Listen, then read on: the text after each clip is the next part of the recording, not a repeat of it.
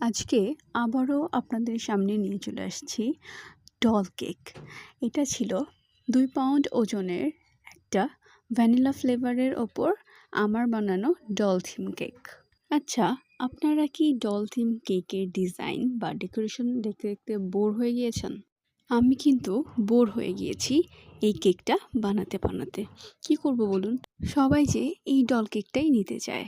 কিছু ক্লায়েন্ট যখন এই ডল কেকটা অর্ডার করে, তখন যদি কেউ আমার পরিচিত হয়, তাদেরকে আমি বলি যে নতুন কিছু অন্য ডিজাইনের উপর করে দেব।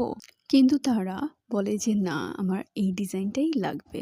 কেউ কেউ তো আবার সেম ডিজাইন অ্যান্ড সেম কালারই চেয়ে বসে। আমার ডল কেক যতগুলা করা হয়েছে তার মধ্যে এই ডিজাইনের এবং এই কালারটাই বেশি করা হয়েছে।